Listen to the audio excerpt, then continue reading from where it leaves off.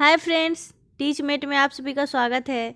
BPSC प्रधान शिक्षक परीक्षा के लिए अब बहुत ही कम समय बचा है, इसलिए आप लोग ज़्यादा से ज़्यादा मेहनत करिए, ज़्यादा से ज़्यादा प्रैक्टिस सेट सॉल्व करिए, क्योंकि practice makes a man perfect.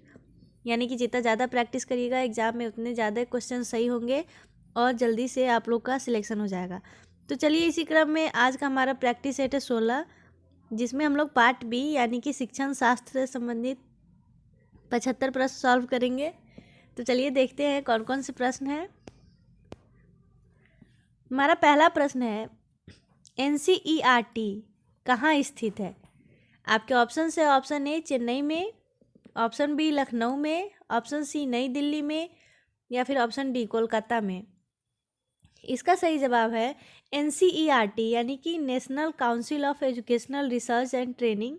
यह भारत सरकार द्वारा एक स्थापित संस्थान है जो विद्यालय शिक्षा से जुड़े मामलों पर केंद्रीय सरकार और प्रांतीय सरकार को सलाह देती है, और इसका जो मुख्यालय है यानी कि यह नई दिल्ली में स्थित है। इसलिए हमारा सही जवाब हो गया ऑप्शन सी। हमारा नेक्स्ट प्रश्न है कि ग्राम शिक्षा समिति के गठन के लिए आवश्यक है। आपके ऑप्शन है ऑप्शन ए एक महिला का होना, ऑप्शन बी 2 महिलाओं का होना, ऑप्शन सी 3 महिलाओं का होना या फिर ऑप्शन डी महिलाओं का होना आवश्यक नहीं है। तो इसका सही जवाब है ऑप्शन ए। कैसे सही है वो देखिए। प्रत्येक गांव समूह के लिए ग्राम शिक्षा समिति गठित की जाती है, जिसमें अध्यक्ष जो होते हैं वो ग्राम के प्रधान होते हैं। इसके अलावा प्राथमिक विद्यालयों के छात्रों के 3 अभिभावक, जिसमें से 1 महिला सदस्यगण होनी चाहिए, और इसके अलावा तीसरा जो क्राइटेरिया है वो विद्यालय के प्रधान या फिर वरिष्ठतम जो टीचर होते हैं वो होने चाहिए। इसलिए इसका सही जवाब हो जाएगा ऑप्शन ए। नेक्स्ट प्रश्न है कि लो कॉस्ट नो कॉस्ट वाली शिक्षण अधिगम सामग्री का निर्माण किया जा सकता है। लो कॉस्ट नो कॉस्ट का मतलब होता है जिसमें पैसा नहीं लगे, ऐसा TLM जिसको हम लोग आसानी से क्लास में पढ़ा सके। इसका निर्माण कैसे किया जा सकता है? बाजार से वस्तु क्रय करके, शासन द्वारा प्राप्त सामग्री से, स्थानीय परिवेश में उपलब्ध वस्तुओं से या फिर ऑप्शन डी प्रधानाचार्य द्वारा प्राप्त कराई गई सामग्री से। इसका सही जवाब है ऑप्शन सी, यानी कि स्थानीय परिवेश में जो वस्तु उपलब्ध होती है। जैसे कि हम लोग को पौधे का कोई भाग पढ़ाना है तो आप लोग आसानी से पौधा आसपास से लेके पढ़ा सकते हैं, इसमें आपको कोई पैसा नहीं लगेगा। या फिर अगर जैव विविधता पढ़ाना है तो उसमें भी आप लोग आसपास में पेड़ पौधे या फिर जानवरों को दिखा के बच्चों को उसको आसानी से पढ़ा सकते हैं। ये सब लो कॉस्ट नो कॉस्ट वाली TLM सामग्री होती है, जो इसको हम लोग आसानी से अपने परिवेश से उपलब्ध कर सकते हैं। जैसे कि कुछ कंकड़ हो गया, ईंट हो गया, या फिर फूल का रंग से हम लोग कलर बनाना सिखा सकते हैं। ये सभी चीज़ जो है आसानी से उपलब्ध वस्तु है जो कि स्थानीय परिवेश में मिल जाती है। नेक्स्ट प्रश्न है कि निम्नलिखित में से कौन सा भौतिक संसाधन के अंतर्गत आता है? आपके ऑप्शन से ऑप्शन ए छात्र छात्राएं, ऑप्शन बी शिक्षक, ऑप्शन सी विद्यालय भवन या फिर ऑप्शन डी प्रधानाध्यापक। देखिए, छात्र छात्रा, शिक्षक और प्रधानाध्यापक जो है वो मानवीय संसाधन है, लेकिन भौतिक संसाधन वो होते हैं जिसको हम लोग यूज़ करते हैं या देखते हैं जो हमारे आसपास उपलब्ध है। जैसे कि विद्यालय भवन, डेस्क बेंच, ये सभी भौतिक संसाधन है। इसलिए हमारा जो ऑप्शन सी है वो सही हो गया। नेक्स्ट प्रश्न है कि न्यायादर्श का शाब्दिक अर्थ क्या है? सैंपल, नमूना, न्याय देने वाला, न्याय देखने वाला या फिर ऑप्शन डी उपरोक्त में से कोई नहीं। तो यहाँ ये न्यायादर्श नहीं है, न्यायादर्श है, जिसका मतलब होता है सैंपल या नमूना, या फिर इसको प्रतिदर्श भी कहते हैं। इसलिए इसका सही जवाब है ऑप्शन ए। नेक्स्ट प्रश्न है कि संज्ञानात्मक पक्ष में क्या आता है? ज्ञान, बोध, व्यवहारिकता एवं मूल्यांकन या फिर ऑप्शन डी उपरोक्त सभी। तो संज्ञानात्मक पक्ष में सभी आते हैं। ऑप्शन डी हमारा सही जवाब हो जाएगा। नेक्स्ट प्रश्न है कि भावात्मक पक्ष का संबंध किससे होता है? रुचियों से, संवेगों से, मनोवृत्तियों से या फिर ऑप्शन डी ये सभी से। इसका सही जवाब है ऑप्शन डी। भावात्मक पक्ष जो होता है वो हमारे इंटरेस्ट से, हमारे इमोशंस, ये सभी चीज़ों से जुड़े होते हैं। यानी कि हम कब दुखी होते हैं, खुश होते हैं, क्रोधित होते हैं, या फिर हमारा इंटरेस्ट किस में होता है, ये सभी चीज़ें जो है वो हमारे भावात्मक पक्ष से जुड़ी हुई होती है। नेक्स्ट प्रश्न है कि कौशलात्मक पक्ष का दूसरा नाम क्या है? संज्ञानात्मक पक्ष, भावनात्मक पक्ष, क्रियात्मक पक्ष या फिर ऑप्शन डी कोई पक्ष नहीं। इसका सही जवाब है ऑप्शन सी। कौशलात्मक पक्ष क्रियात्मक पक्ष का दूसरा नाम है। कौशल यानी कि जिसको हम लोग कुछ करते हैं, जो हमारे क्रियाकलाप से जुड़ा हुआ है वो सभी कौशलात्मक पक्ष के अंतर्गत आएगा। नेक्स्ट प्रश्न है कि क्रियात्मक पक्ष के कितने स्तर होते हैं। इसका सही जवाब है ऑप्शन सी।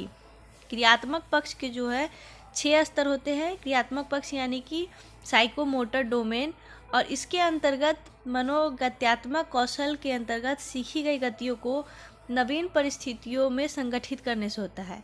और इसका जो 6 स्तर है वो है प्रत्यक्ष, विन्यास, निर्देशित अनुक्रिया, कार्यविधि, जटिल बाह्य अनुक्रिया और संक्रमणात्मक स्तर। इस तरह से इसका सही जवाब हो गया ऑप्शन सी। नेक्स्ट प्रश्न है कि जिस उद्देश्य की पूर्ति के लिए परीक्षण का निर्माण हुआ है वह उस उद्देश्य की पूर्ति करे तो वह क्या कहलाता है। वैधता, विश्वसनीयता, व्यापकता या फिर ऑप्शन डी इनमें से कोई नहीं। इसका सही जवाब है ऑप्शन ए।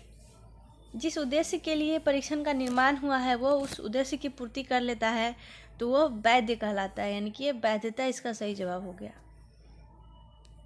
नेक्स्ट प्रश्न है कि शिक्षा के क्षेत्र में निम्नलिखित में से कौन सी विषमता पाई जाती है। ग्रामीण और नगरीय विषमता, लिंग पर आधारित विषमता, जाति पर आधारित विषमता या फिर ऑप्शन डी उपरोक्त सभी विषमता है।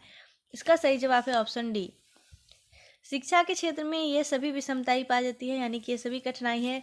गांव और नगर का समस्या, बच्चों में लिंग के आधार पर भेदभाव की समस्या, जाति की समस्या, ये सभी शिक्षा के क्षेत्र में विषमताएं हैं।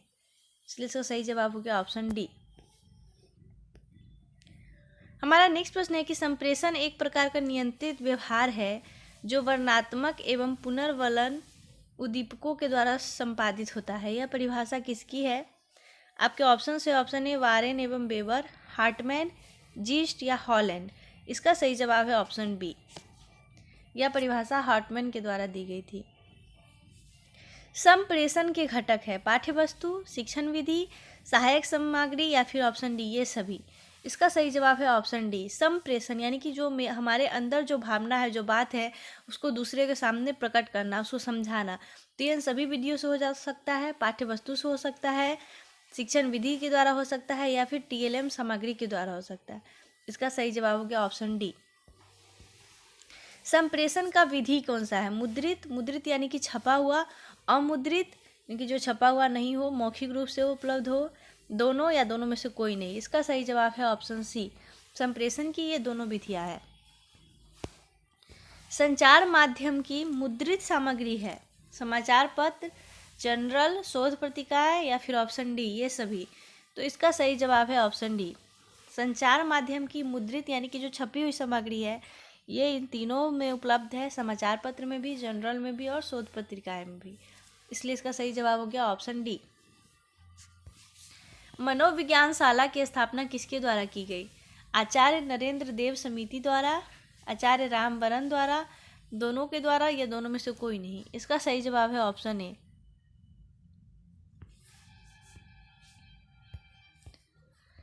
नेक्स्ट प्रश्न है कि व्यक्ति को बुद्धिमत्तापूर्ण चयन एवं सामंजस्य को दी जाने वाली सहायता निर्देशन है। यह कथन किसका है। यह कथन है आर्थर जे जोन्स का, ऑप्शन बी। नेक्स्ट प्रश्न है कि विशिष्ट आवश्यकता वाले बच्चों को कितने भाग में बांटा जा सकता है। आपके ऑप्शन से option A 2, option B 3, option C 4 या फिर ऑप्शन डी 5। इसका सही जवाब है ऑप्शन सी। विशिष्ट आवश्यकता वाले बच्चों को 4 भागों में बांटा जा सकता है, और वे 4 भाग है यानी कि शारीरिक, मानसिक, संवेगात्मक और सामाजिक आधार।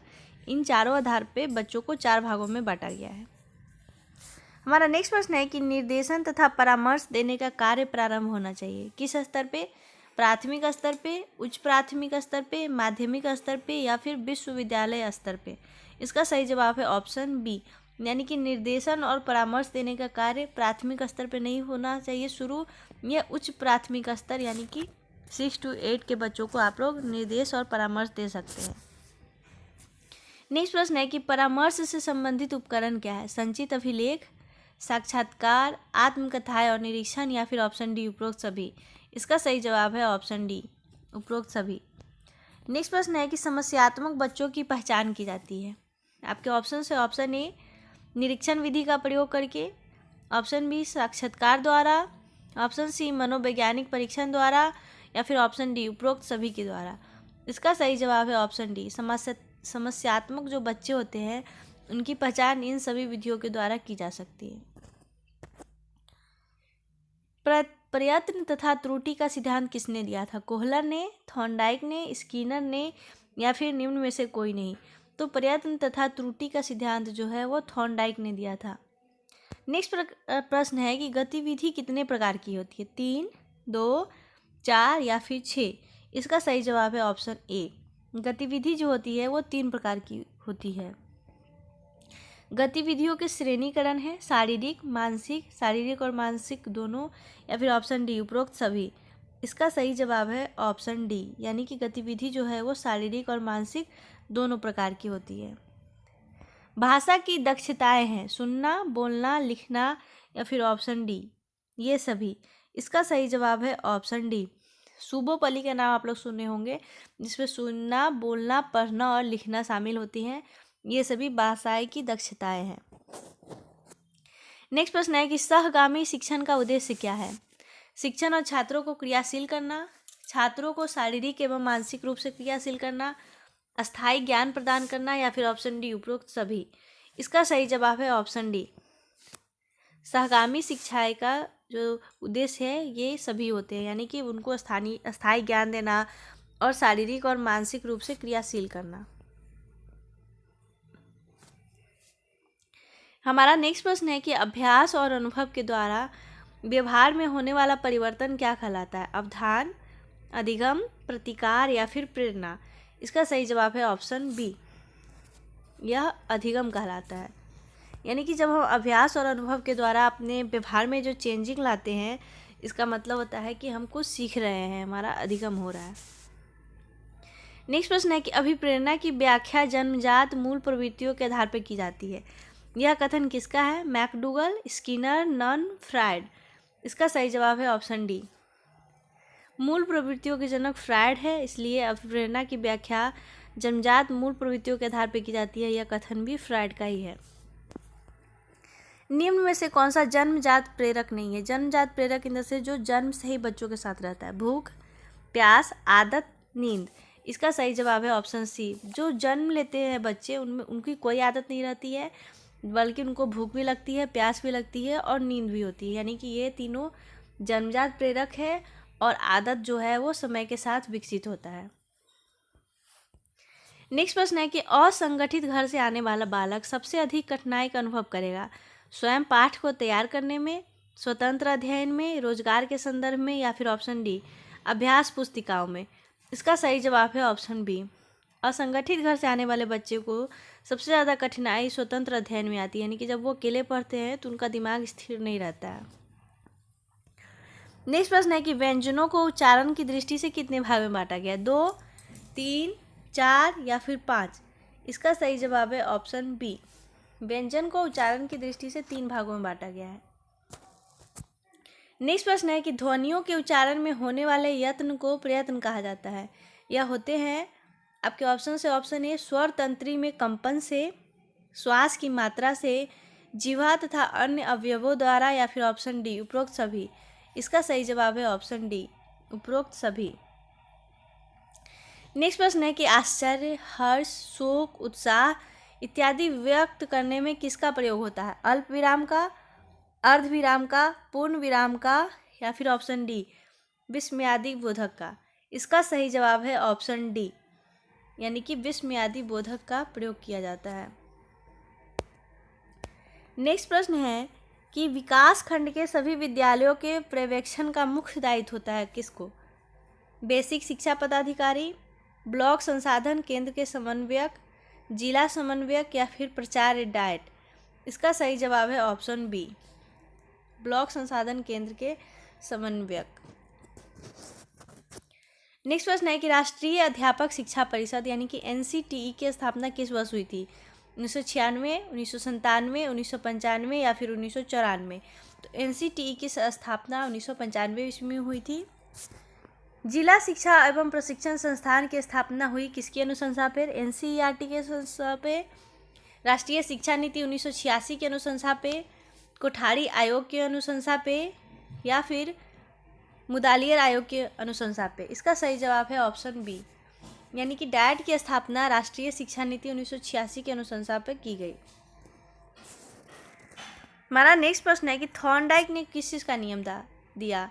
प्रभाव का नियम, अभ्यास का नियम, तत्परता का नियम या फिर ऑप्शन डी ये सभी। इसका सही जवाब है ऑप्शन डी। थॉर्नडाइक ने प्रभाव, अभ्यास और तत्परता इन तीनों का नियम दिया था। प्रेरणा कैसी होती है? सकारात्मक, नकारात्मक, दोनों या दोनों में से कोई नहीं।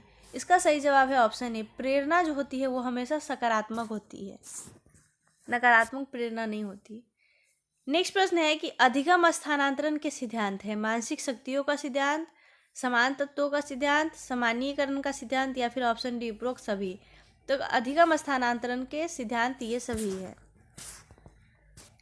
नेक्स्ट प्रश्न है कि वह प्रेरक जिन्हें व्यक्ति अपने प्रयासों से प्राप्त करता है क्या कहलाता है? अर्जित प्रेरक, जागृत प्रेरक, निर्देशित प्रेरक या फिर व्यवहार को परिचालित प्रेरक। इसका सही जवाब है ऑप्शन ए। जिसको व्यक्ति अपने प्रयास से सीखता है उसको अर्जित प्रेरक कहते हैं। नेक्स्ट प्रश्न है कि स्मृति सीखी हुई वस्तुओं का सीधा उपयोग है। यह कथन किसका है? यह कथन है स्किनर का, यानी कि ऑप्शन सी। आंकड़े कितने प्रकार के होते हैं? वर्गीकृत, अवर्गीकृत, दोनों या दोनों में से कोई नहीं। इसका सही जवाब है ऑप्शन सी। आंकड़े जो होते हैं वो वर्गीकृत और अवर्गीकृत दोनों प्रकार के होते हैं। नेक्स्ट प्रश्न है कि बाल विकास के अंतर्गत शैशवावस्था की आयु कितनी होती है? 1 से 4 वर्ष, जन्म से 5 वर्ष, 3 से 4.5 वर्ष या फिर 2 से 3 वर्ष। इसका सही जवाब है ऑप्शन बी। ये हमको थोड़ा डाउट हो रहा है। शैशवावस्था की जो आयु होती है वो 0 से 2 वर्ष की होती है। यहाँ पे कोई ऑप्शन नहीं है। इसका सही जवाब हो गया 0 से 2 वर्ष, यानी कि ऑप्शन बी में मान लेते हैं। नेक्स्ट प्रश्न है कि किसी समय एक व्यक्ति द्वारा किसी व्यक्ति या वस्तु पर चेतना का केंद्रीकरण कहलाता है क्या? स्मंजन, आत्मसात, विकेंद्रीकरण या फिर ध्यान। इसका सही जवाब है ऑप्शन डी, ध्यान कहलाता है। नेक्स्ट प्रश्न है कि किसी विषय, कार्य अथवा परिस्थिति में अर्जित ज्ञान द्वारा अन्य किसी कर्म, विषय अथवा परिस्थिति में लाभ प्राप्त होना क्या कहलाता है? अल्पकालिक स्मृति, दीर्घकालिक स्मृति, अनुसरण या फिर अधिगम अंतरण। यानी कि किसी और टाइम में हम कोई चीज़ सीखे, यानी कि अपना ज्ञान अर्जित किए, या फिर दूसरी परिस्थिति में उसका प्रयोग करना या उससे लाभ उठाना अधिगम अंतरण कहलाता है, यानी कि ऑप्शन डी। नेक्स्ट प्रश्न है कि व्यक्ति में विद्यमान वह शक्ति जिसके कारण वो किसी कार्य को करने अथवा न करने के लिए बाध्य हो जाता है क्या कहलाता है? अभिप्रेरणा, संवेदना, अभिसरण या फिर प्रतिगमन। इसका सही जवाब है ऑप्शन ए, यह अभिप्रेरणा कहलाता है।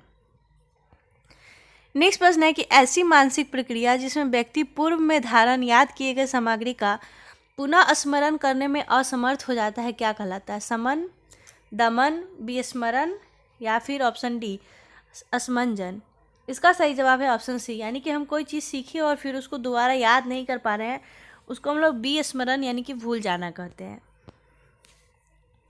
नेक्स्ट प्रश्न है कि विभिन्न तथ्यों के बीच किसी एक ही तथ्य पर मन को एकाग्र किए रहना क्या कहलाता है? अभ्यसन, ध्यान लगाना, प्रत्यभिज्ञा या फिर प्रस्मरण। इसका सही जवाब है ऑप्शन बी, ध्यान लगाना। ध्यान लगाना उसी को कहते हैं जब हम लोग किसी एक चीज़ पे फोकस करते हैं, यानी कि हमारा मन जो है एकाग्र रहता है और एक ही चीज़ पे अपना फोकस रखता है, उसको हम लोग ध्यान लगाना कहते हैं। सीखने के किस सिद्धांत के अंतर्गत व्यक्ति संपूर्ण परिस्थिति के प्रत्यक्षीकरण के आधार पर सीखता है? प्रयत्न और भूल का सिद्धांत, संबद्ध प्रतिक्रिया का सिद्धांत, अनुकरण का सिद्धांत या फिर अंतर्दृष्टि या सूझ का सिद्धांत। इसका सही जवाब है ऑप्शन डी। इसमें व्यक्ति जो है वो पूरे परिस्थिति को प्रत्यक्षीकरण कर लेता है, यानी कि खुद देख लेता है, सोचता है, तब समझता है, यानी कि यह उसके सूझ का सिद्धांत पे आधारित है। नेक्स्ट प्रश्न है कि वे प्रेरक जिनमें व्यक्ति अपने प्रयासों से प्राप्त करता है। इसका सही जवाब है ऑप्शन ए, अर्जित प्रेरक। क का उच्चारण स्थान कौन सा है? तो क का उच्चारण स्थान है कंठ, ऑप्शन सी। इच्छा शब्द का पर्यायवाची कौन सा होगा? आशा, स्पृहा, अभिलाषा या फिर ऑप्शन डी ये सभी। इसका सही जवाब है ऑप्शन डी, ये सभी जो है इच्छा के पर्यायवाची शब्द है। नेक्स्ट प्रश्न है कि आंशिक शारीरिक रूप से अक्षय बच्चों को कितने वर्ग में विभाजित किया जा सकता है? 2 वर्ग, 4 वर्ग, 3 वर्ग या फिर 5 वर्ग। इसका सही जवाब है ऑप्शन ए, 2 वर्गों में विभाजित किया जा सकता है। आंशिक रूप से दृष्टिबाधित बच्चों की दृष्टि एक्यूटी कितनी होती है? 20/17 फीट, 5/10 फीट, 10/15 फीट या उपरोक्त में से कोई नहीं। जो आंशिक रूप से दृष्टिबाधित बच्चे होते हैं उनकी दृष्टि एक्यूटी ऑप्शन ए 20/70 फुट होती है। किसका कथन है कि बानी मुखर भाषा के ध्वनि की क्रमबद्ध एवं व्यावहारिक अभिव्यक्ति है? लाइन एवं कॉफमैन, क्रो एवं क्रो, दोनों या दोनों में से कोई नहीं। इसका सही जवाब है ऑप्शन ए, यानी कि यह लाइन एवं कॉफमैन का कथन था। नेक्स्ट प्रश्न है कि किसका कथन है कि बच्चे जिनको संप्रेषण में समस्या होती है और उसका स्तर या बानी अन्य बच्चों से भिन्न प्रकार की होती है, वो स्वयं भी सजग होते हैं कि अपनी बात कहने में असमर्थ है और उसकी वाणी मधुर नहीं होती है? यह कथन किसका है? यह कथन है राइपर का, ऑप्शन ए। नेक्स्ट प्रश्न है कि अपवंचित वर्ग के बच्चों को कितने श्रेणी में बांटा गया है? 4, 5, 6 या 7? तो इन बच्चों को 6 श्रेणियों में बांटा गया है। किसका कथन है कि परामर्श का अभिप्राय है 2 व्यक्तियों का संपर्क जिसमें एक व्यक्ति को किसी प्रकार की सहायता दी जाती है? यह कथन मायर्स का था, ऑप्शन ए। नेक्स्ट प्रश्न है कि डीजीपी का पूरा नाम क्या है? तो डीजीपी का पूरा नाम है डिप्लोमा इन गाइडेंस साइकोलॉजी, यानी कि ऑप्शन बी।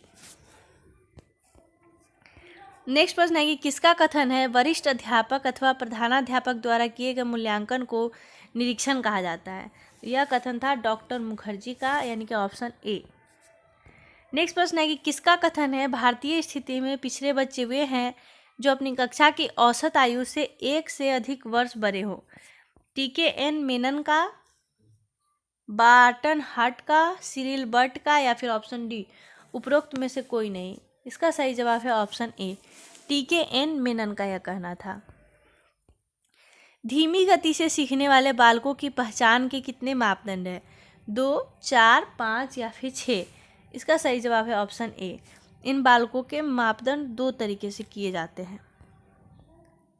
हमारा नेक्स्ट प्रश्न है कि ECEC का पूरा नाम क्या है? आपके ऑप्शन से ऑप्शन ए विशिष्ट बच्चों के शिक्षा विद्यालय, ऑप्शन बी विशिष्ट बच्चों के शिक्षा केंद्र, ऑप्शन सी उपरोक्त दोनों या फिर ऑप्शन डी उपरोक्त में से कोई नहीं? इसका सही जवाब है ऑप्शन डी, उपरोक्त में से कोई नहीं। ECEC का फुल फॉर्म होता है early childhood care and education, जिसको हिंदी में बचपन की देखभाल और शिक्षा के नाम से भी जाना जाता है। नेक्स्ट प्रश्न है कि किसका कथन है निर्देशन नवयुवकों को अपने से, दूसरे से और परिस्थितियों से सामंजस्य करना सीखने के लिए सहायता देने की प्रक्रिया है? आपके ऑप्शन से ऑप्शन ए जोन्स का, ऑप्शन बी स्किनर का, ऑप्शन सी शिक्षा आयोग का या फिर ऑप्शन डी उपरोक्त में से कोई नहीं? इसका सही जवाब है ऑप्शन बी, यह जो है स्किनर का कहना था। नेक्स्ट प्रश्न है कि निर्देशन छात्रों को वास्तविक, शैक्षिक और व्यवहारिक चुनावों को करने और योजनाएं बनाने में सहायता देता है? यह कथन किसका है? शिक्षा आयोग का, स्किनर का, जोन्स का या फिर ऑप्शन डी उपरोक्त में से कोई नहीं? यह कथन शिक्षा आयोग का था, ऑप्शन ए। किसका कथन है कि निर्देशन का अर्थ प्रदर्शन करना, इंगित करना और सूचित करना है और इसका अर्थ सहायता देने से अधिक है? गिलफोर्ड का, जोन्स का, गुड का या इनमें से कोई नहीं? इसका सही जवाब है ऑप्शन बी, यह कथन जोन्स का था। नेक्स्ट प्रश्न है कि 6 वर्ण किन 2 वर्णों के मिश्रण से बना है?